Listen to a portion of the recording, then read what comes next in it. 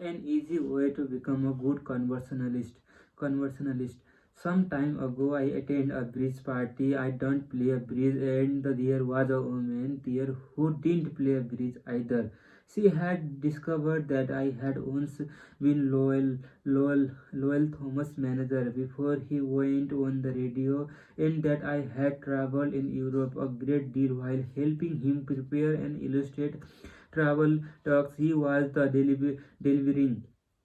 So she said, "Oh, Mr. Carnegie, I do want you to tell me about all the wonderful places you have visited and the sights you have seen." As we sat down on the sofa, she remembered that she and her husband and recently returned from the trip to Africa.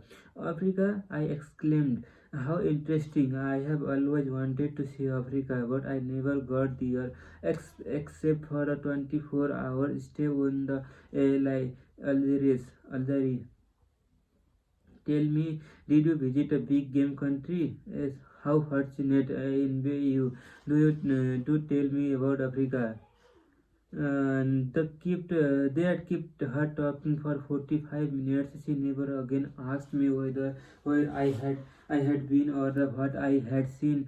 She didn't want to hear me talk about my travel. All she wanted was an interested listener so she could expand her ego and tell about where she had been.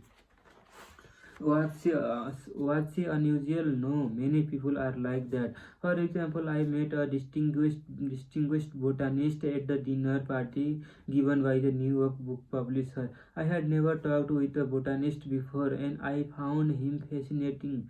I literally sat on the edge of my chair and listened while he spoke of exotic plant and the experiment in developing new forms of plant life and indoor gardens, and even told me a stunning fact about the humble potato. I had a small indoor garden of my own, and he was good enough to tell me how to solve some of my problems. As I said, we were at the dinner party. There must have been dozen other guests. But I violated all the canons of courtesy, ignored everyone else, and talked for an hour to the botanist.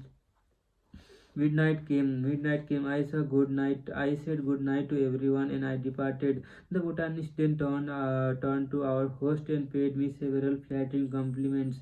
And I was most stimulating, and I was that, and he ended by using I was the most interesting conversationalist. An interesting conversationalist. Why, I had said hardly anything at all. I couldn't have said anything if I had wanted to without changing the subject, for I didn't know any more about botany and I knew about the anatomy of penguin.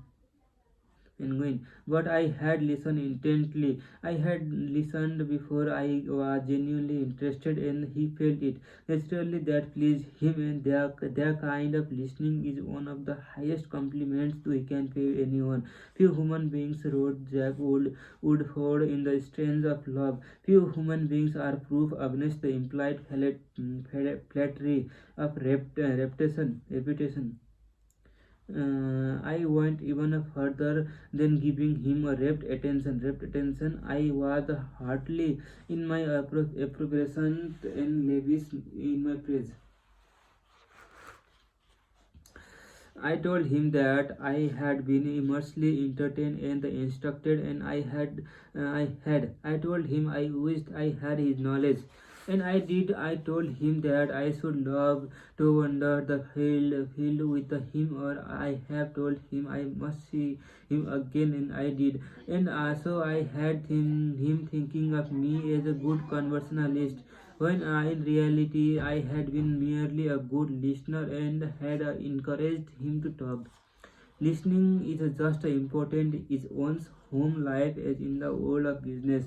Milia Espito of Croton on Hudson, New York, made it her business to listen carefully when one of her children wanted to speak with her. One evening, she was sitting in the kitchen with her son Robert, and after a brief discussion of something that was on his mind, Robert said, "Mom, I know that you love me very much." Mr.